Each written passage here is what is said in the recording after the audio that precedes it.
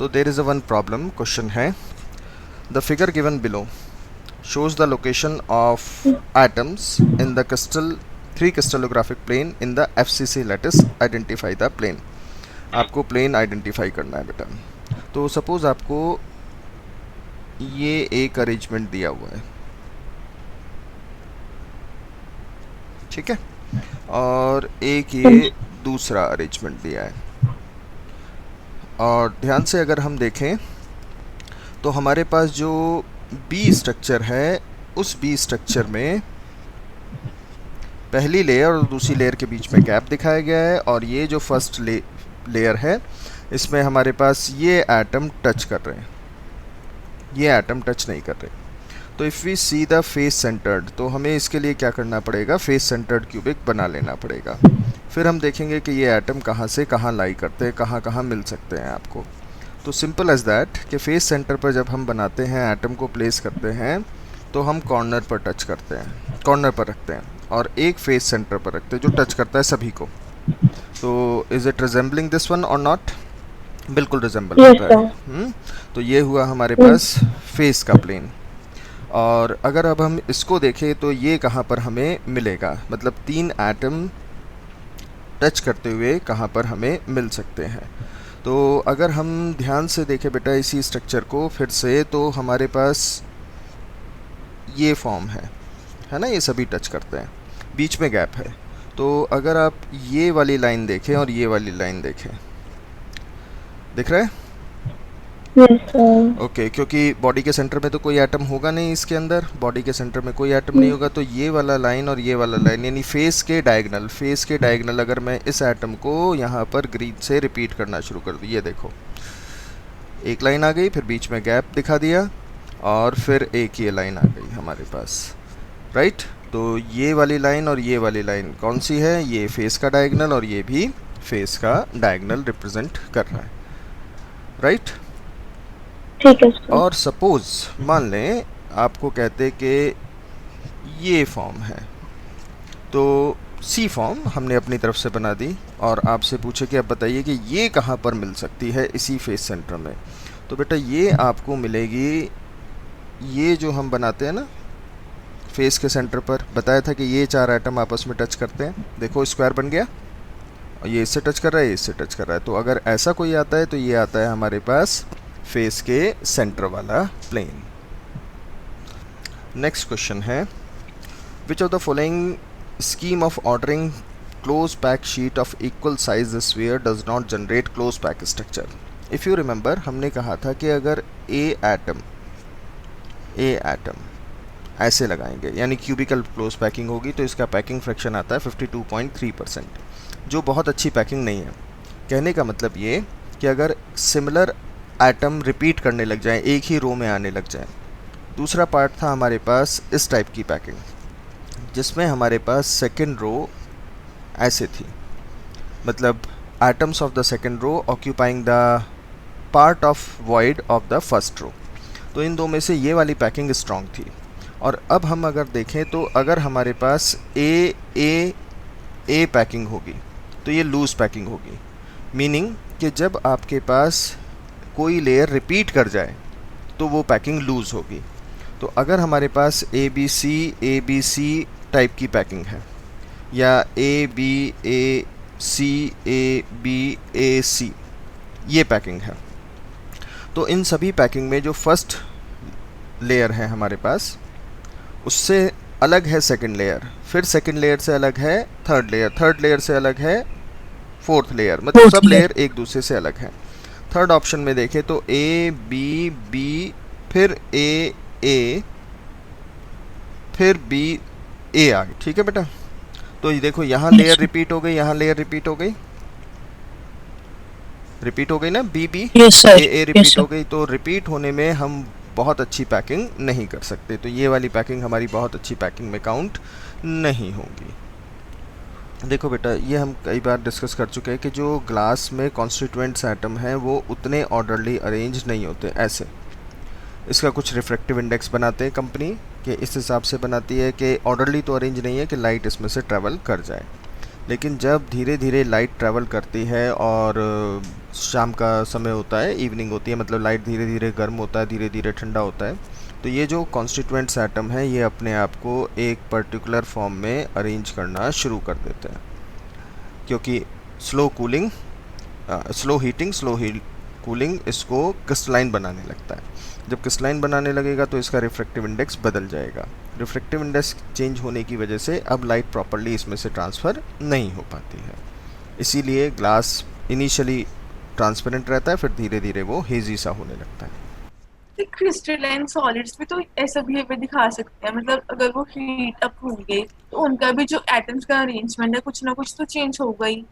अगर हम उनको सडन कूल कर दें, बेटा स्लो कूल नहीं, सडन कूल कर दें, तो वो बन सकते हैं। सडन स्लो हीट कूलिंग और स्लो हीटिंग और स्लो कूलिंग में क्या होता है कि एटम्स अपने आप को परफेक्ट शेप में लाने की कोशिश करते हैं, जिससे कि उनकी अंदर पैकिंग ऑर्डर्ड हो जाए। सर वो तो ठीक है, इसलिए हमने बोला जो ग्लास था वो एमॉर्फस से क्रिस्टलाइन बन गया, बट जो ऑलरेडी क्रिस्टलाइन है उसको अगर हम स्लो हीट भी करेंगे मतलब उसका ऑर्डर अभी अरेंजमेंट भी ऑर्डरली रहेगा, बट वो पहले से अगर चेंज हो जाए तो चेंज नहीं होगा ना बेटा, जो परफेक्टली क्रिस्टलाइन सब्सटेंस है स्लो हीटिंग और स्लो कूलिंग में वो अपना अरेंजमेंट चेंज नहीं करता, क्योंकि वो परफेक्ट क्रिस्टलाइन फॉर्म है, उसमें अट्रैक्शन फोर्स बॉन्डिंग स्ट्रांग है, इसीलिए वो चेंज नहीं करेगा। वो कब चेंज करेगा? जब आप उसको मेल्ट करके सडन कूल कर देंगे, सडन कूल कर देंगे तब पॉसिबल। एमॉर्फस बन जाएगा ना। हाँ जी बेटा। Anybody else ask the doubt? पूछिए बेटा। एक्सक्यूज मी सर, हमने एमोरिफस को सुपर कूल लिक्विड्स बोला था, तो हम ये बोल सकते हैं कि एमोरिफस की एंट्रोपी क्रिस्टलाइन से ज्यादा है? बिल्कुल है, रेंडमनेस पर बेस्ड है, ठीक है। बिल्कुल बोल सकते हैं। Excuse me sir. बोलिए बेटा। सर यही जो अभी हमने ग्लास वाला डिस्कस किया, इसमें मुझे ये बता दो क्वार्ट्स और क्वार्ट्स ग्लास में क्या फर्क है? बेटा क्वार्ट्स तो परफेक्टली क्रिस्टलाइन सॉलिड है, राइट। अब इसी को अगर हम मोल्ड करके मतलब इसको ग्लास फॉर्म में बना ले, जो इसका कॉन्स्टिट्यूएंट है, जो मेन कॉन्स्टिट्यूएंट है SiO2 सिलिका, ठीक है, या SiO4 नेगेटिव, ये जो इसका मेन कॉन्स्टिट्यूएंट है, इसी से अगर हम ग्लास बना ले तो उसको हम क्वार्ट्स ग्लास बोल देते हैं, बस। हमने ग्लास में सिलिका से एक क्वार्ट्स बनाया था और एक सिंपल ग्लास बनाया था, ये कुछ उससे आगे बियॉन्ड है? हाँ, मतलब ये क्वालिटी ऑफ ग्लास है, क्वार्ट्स से ही बनाया जाता है, मतलब बेसिकली क्वार्ट्स, अगर सिंपल वर्ड क्वार्ट्स यूज़ किया गया है तो ये हमारे पास परफेक्टली क्रिस्टलाइन होगा। और क्वार्ट्स ग्लास कह देंगे तो सिलिका को ही हम कह सकते हैं कि हमने सिलिका को क्वार्ट्स में बनाया और उससे हमने फिर ग्लास की फॉर्मेशन कर ली। क्वार्ट्ज ग्लास एमॉर्फस है, क्वार्ट्स ग्लास तो फिर एमॉर्फस ग्लास जहाँ आ जाएगा बेटा वो तो एमॉर्फस ही होगा। चलिए नेक्स्ट क्वेश्चन डिस्कस करते हैं हम, और नेक्स्ट क्वेश्चन में है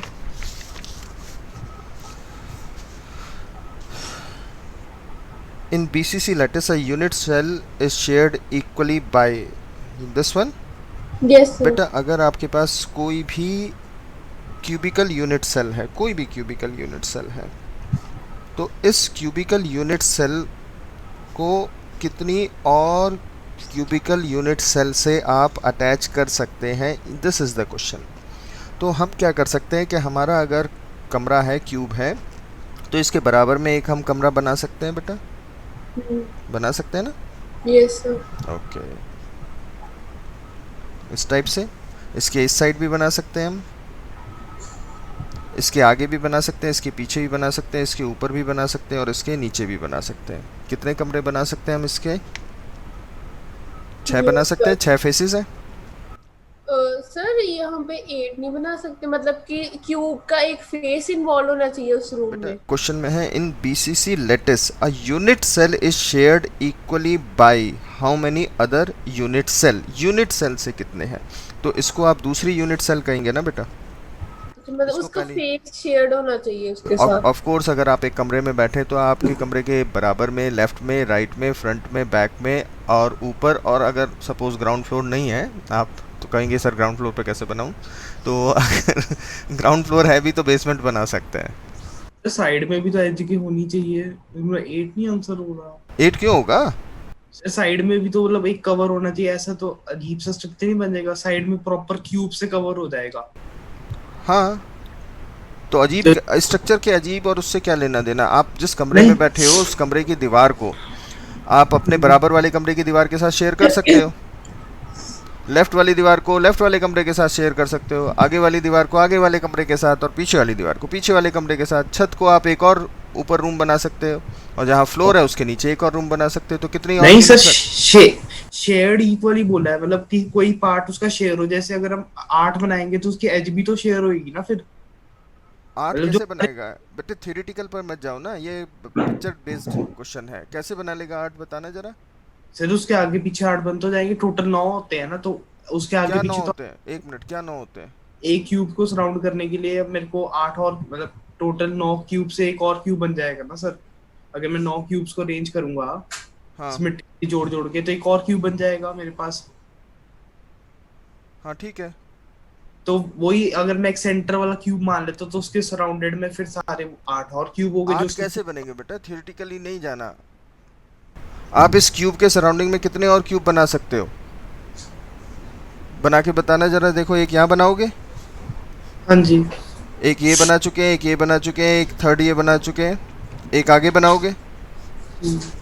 ये क्यूब ऊपर और नीचे को छोड़कर चारों तरफ से क्यूब से सराउंड हो गया। ये हाँ हमारे जी। पास ये फर्स्ट वाला तो क्यूब हमारा ओरिजिनल था, ये फर्स्ट हो गया, ये सेकंड हो गया, ये थर्ड हो गया, और आगे वाला फोर्थ हो गया। अब हाँ कोई और सर, इससे शेयर कर सकते हो। वही बता रहा हूँ। हाँ। जो थर्ड और फोर्थ है उसके बीच में, मतलब जो उसके अंदर जो थर्ड और फोर्थ क्यूब है उसके साइड में बीच में क्यूब नहीं लगाएंगे हम। बेटे यहाँ क्यूब लगाएगा तो उससे सिर्फ ये शेयर होगी कोना, ये एक। हाँ जी, तो यही क्वेश्चन कह में रहा क्या हूँ। पूछा है बेटा, इन्होंने पूछा unit cell shared equally equally भाई। तो इससे इक्वली शेयर हो रहा है क्या, इससे तो सिर्फ एक वॉल शेयर हो रही है, इससे क्या शेयर हो रहा है, फेस शेयर हो रहा है। तो इससे भी तो सिर्फ फेस ही शेयर हो रहा है हाँ सब। तो और ठीक है, इक्वली का है ना, तो इससे फेस फेस शेयर हो गया, हाँ जी, इससे क्या हो गया फेस, इससे भी क्या हुआ फेस शेयर हुआ, ये वाली वॉल, हाँ जी। और आगे वाले से भी ये वाली वॉल शेयर हो गई। अगर तू यहाँ एक क्यूब लगाएगा तो इससे क्या शेयर होगा, सिर्फ एक ये कोना शेयर होगा, वॉल तो शेयर नहीं होगी पूरी।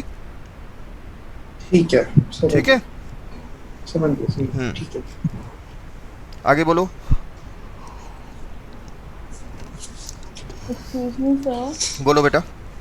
तो जो 2.25 क्वेश्चन है उसमें maximum number of space lattice की जगह टाइप ऑफ यूनिट सेल नहीं होना चाहिए। Maximum number of space lattice possible in the orthorhombic crystal structure. नहीं नहीं, उतना ही वर्ड पर नहीं जाओ, स्पेस लैटिस का मतलब भी वही है ना बेटा। मतलब basically type of space lattice हो गया, मतलब एंड सेंटर्ड ऐसे प्रिमिटिव। बिल्कुल बिल्कुल बिल्कुल। ठीक है sir. The fraction of edge covered by the atom in the BCC unit cell is, देखिए बेटा, BCC यूनिट सेल है, हम इसमें दो पार्ट कर लेते हैं। हमारे पास ये एक क्यूब है, ठीक है बेटा, और BCC बनाना है। BCC बनाने में हमें एटम प्लेस करने होंगे कॉर्नर पर। ये देखो कॉर्नर पर कर लिया बेटा, इतनी मेहनत से पढ़ा रहे हैं आपको, आप लोग कुछ क्वेश्चंस कर नहीं रहे हो, मतलब जो रेस्पॉन्स आना चाहिए वो आता नहीं है। BCC का मतलब बॉडी सेंटर्ड क्यूबिक भी हो गया बेटा, ये वाला पार्ट बॉडी सेंटर्ड क्यूबिक। यहाँ तो है एटम हमारे पास। अब क्वेश्चन में पूछा है आपसे कि बताइए कि फ्रैक्शन ऑफ एज कवर्ड, तो ये वाला फ्रैक्शन तो अनकवर्ड है, ये तो अनकवर्ड है, और ये वाला जो पार्ट है, ये वाला पार्ट फ्रैक्शन ऑफ एज का कवर्ड है। यहाँ तक ठीक है बेटा, या ये वाला पार्ट कवर्ड है। तो आप अनकवर्ड निकाल लो तो 1 में से माइनस कर लो, या सीधा सीधा कवर्ड निकाल लो, कर सकते हैं ना ऐसे, इसमें तो कोई डाउट नहीं। ओके, तो मान लेते हैं कि यहाँ हमारा एक खाली जगह है, ये है अनकवर्ड, ये खाली जगह है ना, अनकवर्ड है। यहाँ से यहाँ तक ए एज लेंथ हो गई। Yes sir. ओके, और जो अनकवर्ड है वो अनकवर्ड है आपके पास a-2 r के बराबर। अगर इस अनकवर्ड की रेडियस हम आर मान ले तो देख लो पहले इतना पॉइंट पर क्लियर है तो हम आगे बढ़ जाते हैं बेटा। Yes, sir. कोई डाउट तो नहीं? No, sir. ठीक है। अच्छा अब क्या करो कि हम ये पार्ट कर लेते हैं कि कितना कवर्ड है या कितना अनकवर्ड है। इसके लिए हम क्या करते हैं कि हम ए और एटम की रेडियस में एक रिलेशन फाइंड आउट करने की कोशिश करते हैं। करना ज़रा कोशिश कि हम कैसे कवर्ड और अनकवर्ड में रेडियस रेशियो निकाल सकते हैं बेटा। राइट, सभी ट्राई करो बेटा। 4r is equal to √3. ध्यान से देखकर सभी बताना बेटा। हाँ भाई गौतम क्लियर है इतना पॉइंट? हाँ जी सर। कोई डाउट तो नहीं इतने पॉइंट पर? ना ना ना सर। पक्का? तो आपके पास ए और आर में रिलेशन आ गया बेटा। क्या रिलेशन है ए और आर का?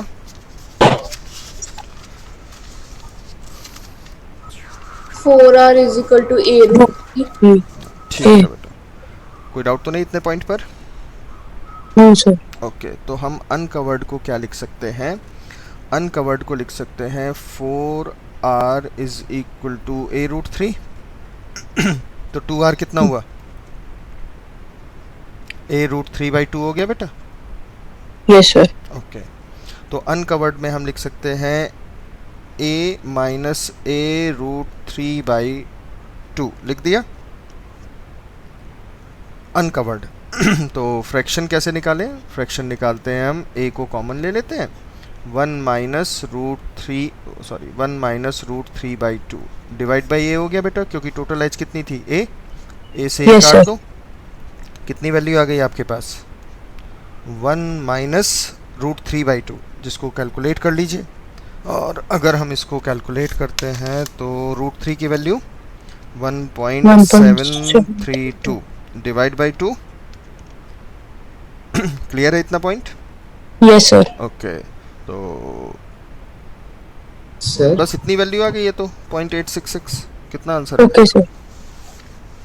यही होता है। हाँ देखो हमने किया क्या, हमने इतना ही रखी है इसको। फ्रैक्शन अनकवर्ड माइनस √3/2 हो गया ना बेटा। अब ये तो हमारे पास जो आई वैल्यू ये आई अनकवर्ड की, तो कवर्ड क्या होगा हमारे पास? कवर्ड होगा 1 माइनस 1 प्लस √3/2। ये तो अनकवर्ड था ना, आपसे कवर्ड पूछा है। Yes, sir. तो हमने क्या करना है कि अगर हमें कवर्ड निकालना है तो 1 में से माइनस कर देंगे अनकवर्ड को, कवर्ड आ जाएगा। Yes, sir. तो ये 1 से 1 कैंसिल हो गया, ये 0.866 आ गया। चलिए नेक्स्ट पेज। तो नेक्स्ट क्वेश्चन हम डिस्कस करते हैं बेटा। इसमें आपको कुछ एटम्स की लेयर दी हुई है, उसमें एक लेयर ये दी है बेटा, और इसके नीचे भी एक लेयर दे दी है ये, और इसके नीचे फिर से एक लेयर दी है जो ए लेयर के सिमिलर है। यानी ये HCP बन गया, AB टाइप ऑफ पैकिंग। इसमें कुछ एटम को प्लेस किया गया है, ये Y है, ये W है, ये Z है, ये P है और ये X है।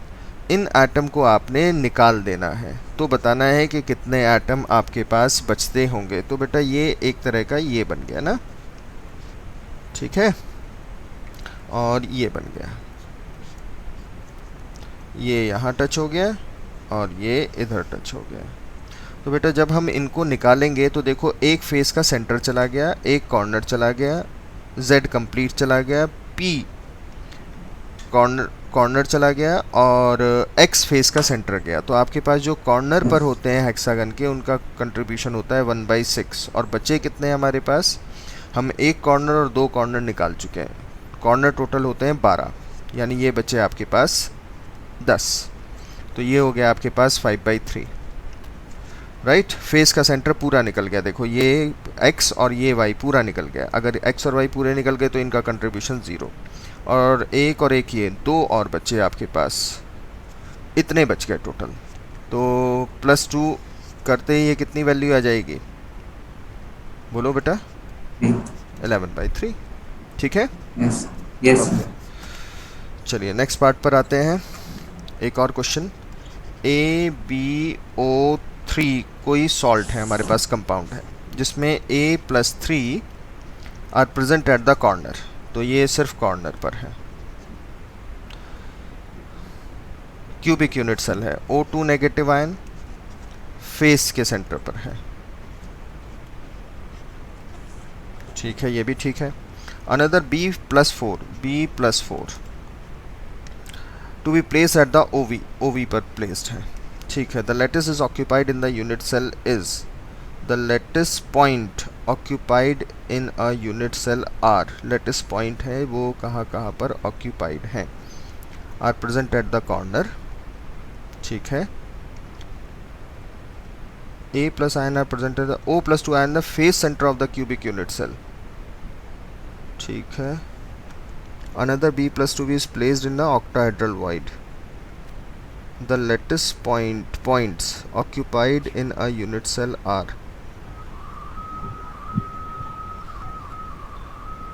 4 edge center, body center, either 4 edge center or body center, one of the body diagonal।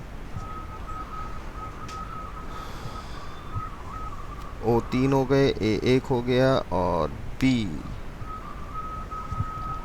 The lattice points occupied in the unit cell are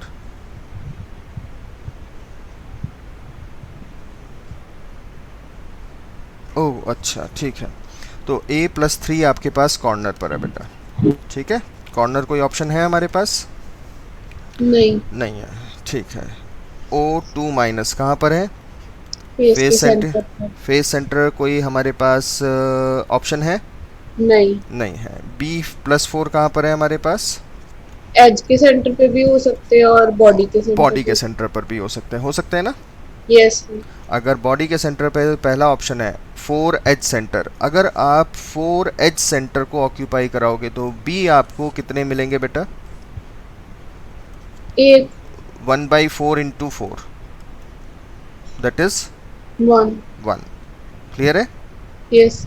okay, body centre, अगर body centre पर हम occupy कराएंगे तो आपको कितना मिलेगा? 1। Either 4 as centre और body centre. ठीक है, one of the body diagonal, body diagonal पर तो कोई है नहीं हमारे पास। नहीं। तो हमें कहाँ मिल सकते हैं वो एटम? सर थर्ड ऑप्शन नहीं होनी चाहिए आंसर? ईदर 4 एज सेंटर और अ बॉडी सेंटर। हाँ, 4 एज सेंटर, अगर एज सेंटर पर हम रख दें तो 1/4 into 4 ही आता है ना? हाँ जी। थर्ड ऑप्शन बनना चाहिए फिर। तो सेकंड आंसर है, वो गलत है फिर नहीं बेटा, ईदर 4 एज सेंटर और अ बॉडी सेंटर। हाँ भाई, है ना? अगर थर्ड ना होती फिर हम सेकंड ले लेते, पर जब थर्ड नहीं फिर तो थर्ड ही लेंगे। बॉडी सेंटर पर है तो भी एक बनेगा और इस पर है तो भी एक ही बनेगा। अच्छा, एक मिनट। ठीक है बेटा, थर्ड आंसर होना चाहिए बेटा। फॉर्मूला नहीं, सिर्फ कंसेप्ट पर बात करें अगर हम, तो NaCl टाइप लैटिस का मतलब हो गया आपके पास A is equal to 2 times of radius of lithium plus radius of I negative, ये होगा बेटा? Yes sir. तो बेटा ये आपको जो वैल्यू दी है A की, ये कितनी वैल्यू दी है हमें? 624। ठीक। अब आपसे पूछा है आयनिक रेडियस बताना है आपको कितना होगा, तो हम डिवाइड बाई 2 कर लें तो ये आपको मिल जाएगा लिथियम आयन की रेडियस प्लस आयोडाइड आयन की रेडियस। हाँ जी। जिसकी वैल्यू आपको मेरे ख्याल से मिल गई होगी अप्रॉक्सीमेटली 312। तो ये आपको रेडियस ऑफ लिथियम प्लस मिल गया प्लस रेडियस ऑफ आयोडाइड मिल गया। कोई डाउट तो नहीं इतने पॉइंट पर बेटा? No sir. अब हमारे पास एक इक्वेशन है और 2 अननोन है। हाँ जी। तो हम क्या करते हैं, radius of lithium plus ion by radius of iodide ion, यानी लिथियम और रेडियस आयन का रेशियो लेते हैं और एग्जैक्ट फिटिंग मानकर चलेंगे। एग्जैक्ट फिटिंग मानकर चलने का मतलब है कि कोऑर्डिनेशन नंबर कितना है? 6 हो गया। 6 में हाँ ठीक है। क्या रेडियस रेशियो आता है radius of cation to radius of anion? 0.414 आ गया। तो radius of lithium plus ion is equal to 0.414 into radius of iodide आ गया बेटा। हाँ जी। ये 2 इक्वेशन आ गई। ठीक है सर, 2 अननोन हो गए। ठीक। Excuse me sir. बोलो बेटा। सर जब हमने क्रिस्टलाइन सॉलिड्स पढ़े थे तब हमने बोला था वो शॉर्ट रेंज भी हो सकते हैं और लॉन्ग रेंज भी। शॉर्ट रेंज वाला एग्जांपल बता बेटा दो कोई कोई। पर्टिकुलर एग्जांपल नोन नहीं है, मैं फ्रेंकली बताता हूँ आपको। मतलब हमारे सिनॉप्सिस में भी शॉर्ट रेंज लिखा हुआ है। हाँ, मैंने आपसे पहले ही बोला था। Yes sir. सर 3.19 बता दो। सर कौन कौन बोला ये? सर कौन बोला? मैं बोला सर, इसी क्वेश्चन में डाउट है जो अभी आपने करा। हाँ बोलो बेटा। सर इस पे डायरेक्ट नहीं बता सकते थे कैसे? कि लिथियम आयन का ऑब्वियसली छोटा होएगा। अच्छा उससे हाँ उस तरीके से तो आप कर सकते थे बेटा। ऑब्वियस वाली बात करें तो हम कह सकते थे कि एक क्योंकि ऑप्शन भी बहुत दूर दूर से है। ऑप्शन भी ऐसे ही इन्होंने प्लेस किए हुए हैं कि जिनका कोई सर पैर नहीं बन रहा बेटा, ठीक है। लेकिन अगर मान लो एग्जैक्ट ही होता 3.19 NaCl if all the ions along one axis joining opposite faces are removed, the mass of one unit cell is। अच्छा जी बेटा देखो, हमारे पास ये एक क्रिस्टलाइन सब्सटेंस है। गौतम कहाँ तक कर लिए तूने क्वेश्चन? थर्ड पार्ट थोड़ा सा करा है, वो तो रात को ही पता चला ना। थर्ड पार्ट थोड़ा सा। ओके। और चाहत डॉल्सी कर लिया थर्ड पार्ट ऑलमोस्ट। डॉल्सी थोड़े कहाँ तक किया थर्ड पार्ट नहीं किया सर। ओके। सर शेड्यूल पहले से बताना चाहिए ना, उस अकॉर्डिंग हम क्वेश्चन वगैरह कर लें। वो तो मैं पहले ही बोला था आपको, पिछली बार भी ऐसे ही फेज आया था। मैंने कहा था डेली का काम डेली करो। आप हमेशा ना हम लोग नहीं सर, नहीं सर, पता भी नहीं था ना अभी आज छुट्टी है। चलो फिर भी। हाँ भाई अक्षय कितने कर लिए तूने क्वेश्चन? पराठे खा रहा है? थर्ड पार्ट कर लिया सर, बस उसमें 1-2 क्वेश्चंस नहीं किए। बाकी सब हो गए ना? हाँ जी सर। तो आसान ही है ना टॉपिक तो? यस सर एकदम आसान सा है और पता भी बस ना थोड़ा सा टाइम लग जाता है करने में, बाकी तो सौखा ही है। आसान है, चैप्टर आसान है। ये तब हाँ और जी। आसान हो जाता है क्योंकि ये प्योरली मैथमेटिकल हो गया और थिंकिंग टाइप हो गया। हाँ जी सर। थिंकिंग टाइप हो गया जिसकी अंडरस्टैंडिंग यानी आंखें बंद करके जिसके आगे क्रिस्टल घूमने लगा ना, कोने पे दिखने लगे, फेस के सेंटर पर दिखने लगे, उसको एकदम आसान हो जाएगा क्योंकि बेसिक ज्योमेट्री पढ़नी है। बेसिक ज्योमेट्री है बेटा। Yes sir. हाँ राइट। चलिए तो हम कौन सा क्वेश्चन डिस्कस कर रहे थे? ये वाला क्वेश्चन। तो NaCl यूनिट है बेटा। NaCl यूनिट पहली बात तो क्लोराइड आयन बनाते हैं FCC लैटिस, और अब हमें प्लेस करना है सोडियम आयन को। तो सोडियम आयन हमारे पास होता है H के सेंटर पर, बॉडी के सेंटर पर। हम सारे प्लेस नहीं कर रहे, कोई ज़रूरत नहीं है क्योंकि क्वेश्चन में कहा गया है कि आपने दो अपोजिट फेसेस को मिलने वाली लाइन पर पड़ने वाले एटम को निकाल दिया। तो आपने बेसिकली ये निकाल दिए, ठीक है। अगर हम इसको देखें तो हमारे पास एक यूनिट सेल में 4 NaCl की यूनिट थी बिना निकाले हुए, जिसने भी डाउट पूछा है। अब Yes, आपने sir. आधा ये निकाल दिया बेटा, आधा ये निकाल दिया, यानी कितने निकाल दिए?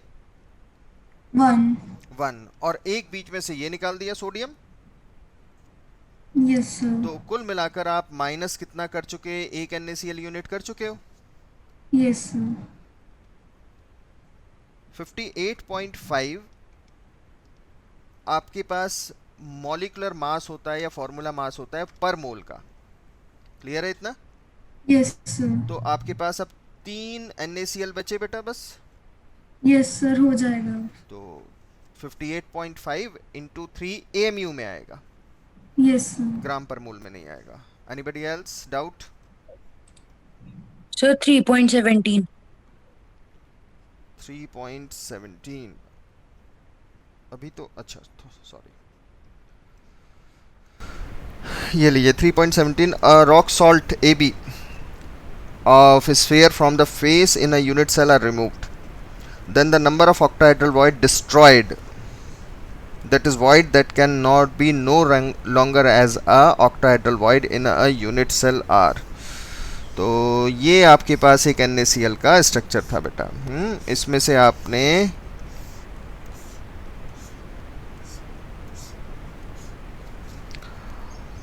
Sphere from the face of a unit cell, sphere from a face of unit cell are removed. तो आपने क्या किया, देखो बेटा, यहाँ से कोई एक एटम अगर था हमारे पास फेस के सेंटर पर, वो आपने यहाँ से रिमूव कर दिया। देखो बेटा, एक ये कौन सी वॉइड होती है, ओवी होती है बेटा, हम क्रॉस से लिखते जाते हैं, ये ओवी होती है, ये ओवी होती है, ये ओवी होती है।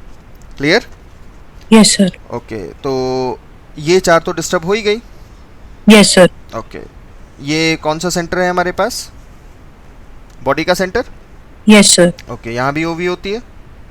Yes sir. ओके, अब सिर्फ इसी यूनिट सेल में नहीं देखना आपने तो टोटल पूछा है क्वेश्चन में कि कितनी ओवी हैम्पर हो जाएंगी इससे या रेगुलर नहीं रहेंगी। तो इसके ऊपर भी एक एटम होगा ना, एक इसके ऊपर भी क्रिस्टल होगा ऐसे। Yes sir. ओके, तो उसके ऊपर क्रिस्टल होगा, तो एक यहाँ होगा हमारे पास ओवी। Yes sir. ठीक है, एक इधर भी होगा हमारे पास, एक इधर भी होगा, एक इधर भी होगा। ध्यान से देखते चलो बेटा, डिस्टेंस बराबर आना चाहिए, लेकिन ध्यान रखना है कि ओवी जो हमारी हैम्पर होंगी वो कहाँ कहाँ से हैम्पर होंगी। आप कहीं से भी उस पार्ट को ले सकते हो, जैसे आपने ओवी से निकाला ना, क्वेश्चन में कहा है कि if face centre are remove, तो ये निकाल दिया हमने फेस का सेंटर। अब इससे जो ओवी बनती हैं वो कौन कौन सी हैं, वो हैम्पर होंगी, वो आपको आइडेंटिफाई कर लेनी है। तो जो भी इसके क्लोज कॉन्टैक्ट में ओवी बनेंगी, जो भी इसकी वजह से ओवी बनेंगी, वो सब आपको आइडेंटिफाई कर लेनी है।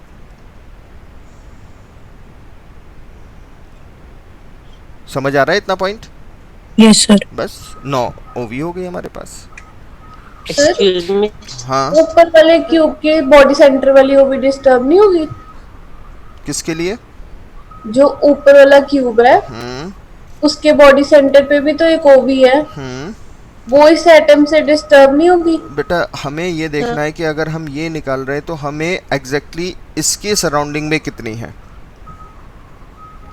जो भी वो ओवी भी तो इससे ऊपर ही है, इससे ऊपर ही होगी, मतलब ऊपर वाले क्यूब के सेंटर पे होगी और ये उसके बेस पे है। हाँ जी, तो आप एक में काउंट करोगे ना उसको 2D में, या तो ऊपर या नीचे।